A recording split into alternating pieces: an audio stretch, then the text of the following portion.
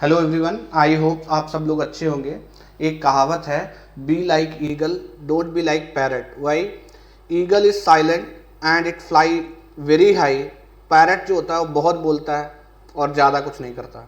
तो हमें ईगल के जैसे बनना है जो कि शांत होता है और बहुत हाई ऑल्टीट्यूड पे उड़ता है। तोते के जैसे नहीं बनना है कि जो सिर्फ बोलता है। ठीक है, तो आज मैं कुछ ऐसे चीज़ों के बारे में बात करने वाला हूँ कि how eagle is different from other animals और birds. At the same time कि जो लोग सक्सेस हो जाते हैं, जो लोग जीवन में बहुत बड़ा कुछ अचीव करते हैं या जो टॉपर्स होते हैं, वो एवरेज लोगों से कैसे अलग होते हैं। ठीक है, सो आज की वीडियो जैसे कि आपको पता लग गया होगा, ईगल्स एटीट्यूड। तो जैसे हम लोग, आपको पता है ईगल को किंग ऑफ द स्काई बोलते हैं। क्यों बोलते हैं ये हम लोग आज बात करेंगे। और इस एटीट्यूड से हमें बहुत कुछ चीज़ें सीखने को मिलेगी डे टू डे लाइफ में। इसको हम यूज़ कर सकते हैं, इंप्लीमेंट कर सकते हैं अपने करियर ग्रोथ के लिए। तो आइए चलते हैं, वन बाय वन हम लोग बात करते हैं। ठीक है ना। देखो, सबसे पहला पॉइंट जो ईगल से सीखने वाला है, eagle fly at the high altitude. ठीक है, कहते हैं कि आसमान में सबसे ज़्यादा ऊंचाई पर ईगल उड़ता है। ठीक है, तो इससे हमें क्या शिक्षा मिलती है? इससे हमें शिक्षा मिलती है कि आप लाइफ में अपना जो स्टैंडर्ड है ना, वो बहुत हाई सेट करिए, तो वहाँ पे आप अकेले होगे। ईगल अकेला भी फ्लाई करता है क्योंकि वो बहुत हाई ऑल्टीट्यूड पे है, उसके कंपटीशन में कोई है नहीं। ठीक है ना, तो वो अकेला फ्लाई करता है, उसके लिए आसमान खाली है, उसके लिए कोई कंपटीशन नहीं है। तो इससे हमें ये शिक्षा मिलती है कि जीवन में अपना लेवल इतना ऊपर कर लो कि लोग आपसे कॉम्पिटिट करना ही छोड़ दें। ठीक है, जो नॉर्मल बर्ड्स होती हैं वो कभी ईगल से कॉम्पिटिट नहीं करती क्योंकि उन्हें पता है कि ये इतना हाई उड़ता है कि इससे कॉम्पिटिट करना असंभव है, नेक्स्ट टू इम्पॉसिबल है। तो इससे हमें ये शिक्षा मिलती है कि जीवन में आप अपना लेवल इतना ज़्यादा रेज कर दो कि लोग आपसे कॉम्पिटिट करना छोड़ दें। और दूसरी चीज़, जब आप इतना ज़्यादा लेवल रेज कर दोगे तो वहाँ आप अकेले होते हो। ठीक है ना, वहाँ आपके कॉम्पिटिटर्स नहीं होते। ईगल की दूसरी सबसे अच्छी चीज़, it has very strong vision. ठीक है, कहते हैं कि जो बाज होता है वो 4 से 5 किलोमीटर दूर से अपने टारगेट को आइडेंटिफाई कर लेता है और डज नॉट मैटर कि कौन सा ऑब्स्टिकल रास्ते में आता है, वो कभी भी अपने लक्ष्य से आंखें नहीं हटाता। ठीक है, तो ईगल का जो विजन है that is the strongest vision.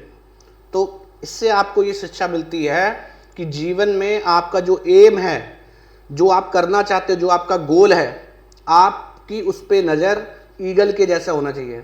Does not matter कि रास्ते में कितने ऑब्स्टिकल आते हैं, आपकी नज़र हमेशा गोल पे बनी रहनी चाहिए, अपने टारगेट पे बनी रहनी चाहिए। तो ईगल के बारे में ये कहा जाता है कि ये 5 किलोमीटर दूर तक अपना टारगेट सेट कर सकता है और एक बार ये टारगेट सेट कर लेता है, कोई भी ऑब्स्टिकल रास्ते में हो, ये कभी भी अपने विजन को बदलता नहीं है। ठीक है, आपको भी लाइफ में ऐसे ही बनना है, जो गोल सेट है वही करना है और कुछ नहीं। रास्ते में आपको दुविधाएं आएंगी, बहुत बार ऐसे ऑब्स्टिकल्स आएंगे जो आपके कंसंट्रेशन को, आपके गोल के, आपके और आपके गोल के बीच में आएंगे। आपको इनको अवॉइड करते हुए आपका जो फोकस है वो सिर्फ गोल पे रहना चाहिए।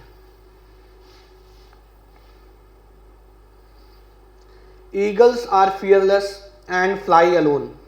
इसके पीछे एक कहावत भी कही जाती है कि ईगल्स फ्लाई विद ईगल्स। ठीक है ना, ईगल कभी भी दूसरे लोगों के साथ फ्लाई नहीं करता। ठीक है ना, दूसरे पक्षियों के साथ फ्लाई नहीं करता, स्पैरो के साथ फ्लाई नहीं करता, दूसरे बर्ड के साथ फ्लाई नहीं करता। कहने का मतलब है कि आप जिस सराउंडिंग में रहोगे, कोट है कि आपके जो दोस्त हैं वही, अगर आपके दोस्त जैसे हैं आपका फ्यूचर वैसा ही होगा। ठीक है, तो आपको अपनी सराउंडिंग बहुत ढंग से कंट्रोल करनी है। अगर आपको ईगल बनना है तो आपको ईगल के साथ ही फ्लाई करना होगा। अगर आपके दोस्त बहुत नैरो माइंडेड हैं, उनका कोई विजन नहीं है, आप ऐसे लोगों के साथ हैंग आउट कर रहे हो जिनका कोई स्ट्रॉन्ग विजन नहीं है, जिनका कोई लाइफ में मिशन नहीं है, वो धीरे धीरे आप पे रिफ्लेक्ट होने लगेगा। ठीक है ना, तो ये क्या है, ईगल फ्लाई अलोन। या तो भाई अकेले चलो, ठीक है ना, और अगर फ्लाई करना है तो फिर वैसे ही आदमी के साथ दोस्ती यारी करो जिसका विजन मिशन आपके जैसा हो। ईगल्स आर फियरलेस फियरलेस का मतलब क्या है? ईगल एक ऐसा बर्ड है जो कभी भी अपने शिकार से भयभीत नहीं होता, और ये मात्र एक ऐसा पक्षी है जो अपने साइज से 10 गुना बड़े शिकार को भी टारगेट करता है, ठीक है ना। और अगर इसकी कोई टेरिटरी में आता है, डज नॉट मैटर कि उसको क्या कॉस्ट करना पड़े, वो अपनी टेरिटरी हमेशा कॉन्कर करता है। तो लाइफ में जो सक्सेसफुल लोग होते हैं, दे आर ऑलवेज फियरलेस। देखो, आप लाइफ में आए हो, आपके पास खोने के लिए कुछ नहीं है, मौत एक आखिरी सच्चाई है, ठीक है, तो डरने वाली कोई बात नहीं है। ऑलवेज टेक कैलकुलेटेड रिस्क आप ले सकते हो, ठीक है, थोड़ा ज़्यादा भी ले लो, चलेगा काम। तो ईगल्स इज ऑलवेज फियरलेस, ये कभी किसी से डरता नहीं है। तो ये सक्सेसफुल लोगों की पहली निशानी होती है कि उन्हें अपने डर पे जीत पाना होता है। अगर आप खुद, आपके अंदर यहाँ डर कुछ भी हो सकता है, फेल होने का डर है, हारने का डर है, आपको इससे ओवरकम करना होगा। जो आपको सक्सेस मिलेगा, जीत मिलेगा, उससे पहले आपको अपने डर को जीतना होगा, तभी आप लाइफ में कुछ बड़ा कर सकते हो। सो बी फियरलेस। जो बहुत ज़्यादा तुम्हें डर लग रहा है उसको अवॉइड कर दो।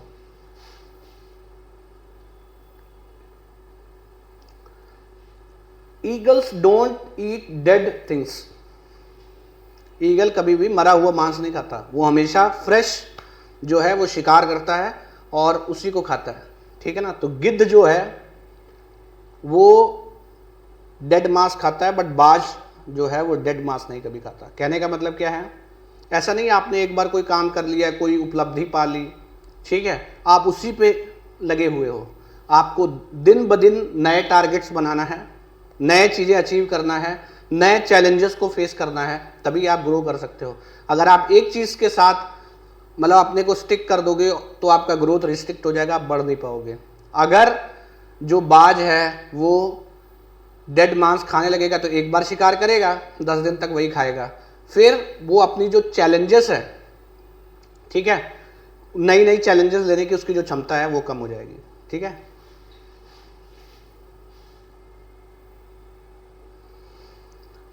मात्र एक ऐसा पक्षी जिसको तूफान पसंद है, ठीक है। तो जब तूफान आता है तो कहते हैं जो पक्षी होते हैं वो किसी पेड़ पे या किसी घोंसले में या कोई सेफ जगह पे जाके चुपचाप बैठ जाते हैं। ज़्यादातर पक्षियों का ये एटीट्यूड होता है, लेकिन कहते हैं बाज को जो तूफान आता है वो पसंद है। वो तूफान का यूज़ करके अपने आप को और ऊपर ले जाता है, ठीक है ना। और जब और ऊपर इसलिए ले जाता है कि जितना ऊपर जाएगा फिर वो उतना एफर्टलेसली फ्लाई कर पाएगा, ठीक है। तो ये भी एक एटीट्यूड है। जब आपके पास आपका समय अच्छा ना हो, निगेटिव चीज़ें चल रही हों, दिक्कत हो आपके लाइफ में, चैलेंजेस हों, तो कुछ लोग डर के बैठ जाएंगे, कुछ लोग उन्हीं चैलेंजेस का यूज़ करके लाइफ में ग्रो करेंगे और लाइफ को आगे बढ़ाएंगे। तो बाज क्या है, उसको तूफान पसंद है, ठीक है ना। उसने तूफान को इंजॉय करना, वो इंजॉय करता है, उसका यूज़ करता है, उसको यूज़ करके खुद को राइज करता है। आम लोग, बाकी पक्षी हैं जो छुप के बैठ जाते हैं और तूफान के हटने का इंतजार करते हैं। बाज इंतजार नहीं करता, वो इंजॉय करता है इसको। तो लाइफ में चैलेंजेस भी ऐसी हैं, उनसे आप डरिए मत, आप उनको फेस करना सीखिए। तो धीरे धीरे धीरे जो आपका लेवल है वो राइज होने लगेगा।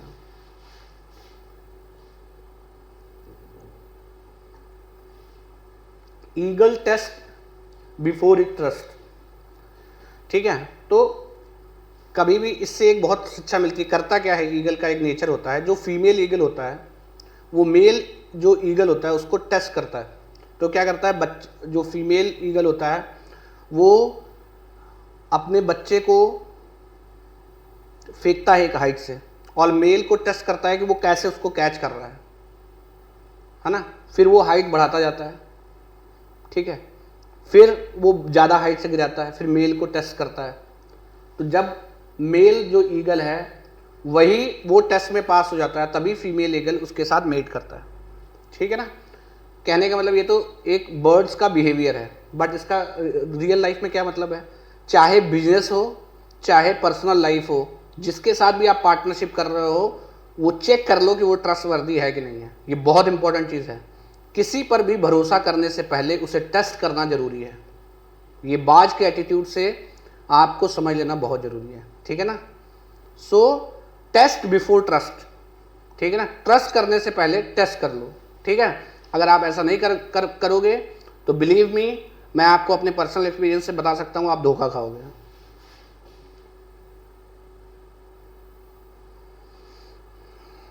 Eagle invest in the training. आपको पता है कि जो ईगल होता है ना, ईगल अपने बच्चे को सबसे टफेस्ट ट्रेनिंग देता है, ठीक है ना। जो फीमेल ईगल होता है वो क्या करता है, अपने बच्चे को ले जाता है 12-13 किलोमीटर की हाइट से छोड़ देता है, ठीक है ना। जब 12-13 किलोमीटर की हाइट से छोड़ देता है तो उसका बच्चा कुछ दूर तक ऐसे आता है, उसे पता नहीं लगता, ठीक है, उसे कुछ एहसास नहीं होता। फिर जब वो धीरे धीरे अर्थ के पास पहुंचना है ना, तब उसको लगता है कि हाँ अब मौत आ रही है पास में, ठीक है। एग्जैक्टली जब वो टूटने वाला होता है, जब वो उसको अर्थ दिखता है, वो 200-400-500 मीटर अर्थ के सरफेस से ऊपर रह जाता है ना, वो ये फील करने लगता है कि अब मौत आ गई है, मौत के मैं बिल्कुल पास हूँ, मरने वाला हूँ। जब उसके अंदर ये फीलिंग आने लगती है तो जो उसकी माँ होती है उसको फिर कैच करती है और फिर वापस ऊपर ले जाती है। तो बोलते हैं बर्ड्स में एक कहावत है कि जो बाज के बच्चे हैं ना वो मुंडेरों पे कभी नहीं उड़ते, ठीक है। तो मुंडेर मतलब जो घर के, आपने देखा होगा पक्षी वगैरह घर के मुंडेर पे बैठे रहते हैं, ठीक है ना। बाज वैसे उड़ना नहीं सीखता। जब बाकी पक्षियों के जो बच्चे होते हैं वो जस्ट हल्का फुल्का मूव करना सीखते हैं, तब जो बाज है वो अपने बच्चों को टफेस्ट ट्रेनिंग देता है, ठीक है ना। It is one of the toughest training जो एनिमल्स अपने बच्चों को देते हैं। तो इससे एक शिक्षा मिलती है कि अगर आप महान बनना चाहते हो तो आपको आपकी ट्रेनिंग को भी उतना ही टफ बनाना पड़ेगा, आपको वो पेन एक्सपीरियंस करना पड़ेगा, तब आप बाज बन पाओगे, राइट।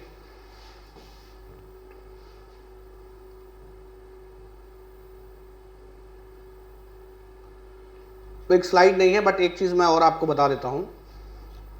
ईगल का एक और खासियत है which is not mention in the slide. Eagle जब बुढ़ा हो जाता है, ठीक है ना, उसके जो पंख खराब हो जाते हैं, कमज़ोर हो जाते हैं, ख़राब नहीं कर सकते, जब वो एज हो जाता है, उसका पंख वीक हो जाता है, उसको लगता है कि वो बहुत हाई लेवल तक अब राइज नहीं कर सकता, तो वो क्या करता है, एकदम खाली एकांत जगह, पहाड़ों की जगह ढूंढता है, वहाँ जाता है और खुद अपने शरीर से जो कमज़ोर कमज़ोर पंख हैं उनको निकाल देता है, ठीक है ना। जिनको वो नहीं निकाल सकता पत्थरों से रगड़ता है, ठीक है।